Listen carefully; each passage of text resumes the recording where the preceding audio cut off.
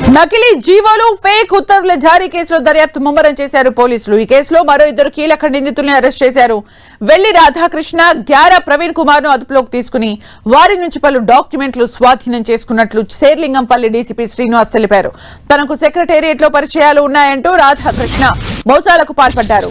అతనికి మరో ఇద్దరు అడ్వకేట్లు కూడా సహకరించినట్లు పోలీసుల విచారణలో వెల్లడైంది. అడ్వకేట్ల సాయంతోనే నకిలీ జీవోలు, అధికారిక లేఖలు తయారీ చేసినట్లు విచారణలో నిర్ధారించారు. అంతేకాదు అధికారుల సంతకాలు ఫోర్జరీ చేసి ఉత్తర్వులకు సంబంధించిన లేఖలు విడుదల చేసినట్లు రాధాకృష్ణ అంగీకరించారు. నిందితుల నుంచి 5 ల్యాప్టాప్లు, 12 చెక్ బుక్లు, 13 స్టాంపులు స్వాధీనం చేసుకున్నట్లు డీసీపీ శ్రీనివాస్ తెలిపారు.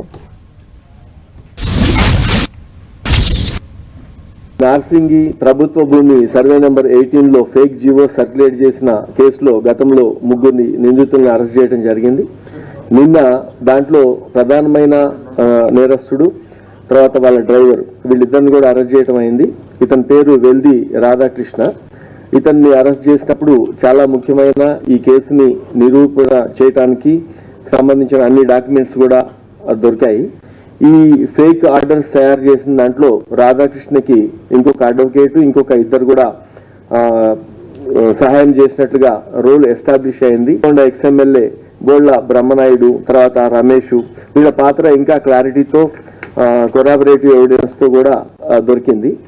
ఈ స్కామ్ లో ఇన్వెస్టర్ అయినటువంటి బ్రహ్మనాయుడు, రమేష్ ఈ జీవో ఆర్డర్స్ కనుక రెడీ అయితే ఇంకొక పార్టీ ఉంది అని చెప్పి వాళ్ళని అమ్మటానికి కొన్ని ఆర్డర్స్ అన్న ఎక్కడైతే ఫైల్ ప్రాసెస్ లో ఎంతవరకు వచ్చిందో చూస్తూ ఈ ఆర్డర్స్ కావాలి అని అన్నప్పుడు ఇది రాధాకృష్ణ ప్లస్ టీమ్ ఈ అన్ని ఆర్డర్స్ కనుక తయారు చేసి దీన్ని బయట వాళ్ళకి ఇవ్వటం జరిగింది.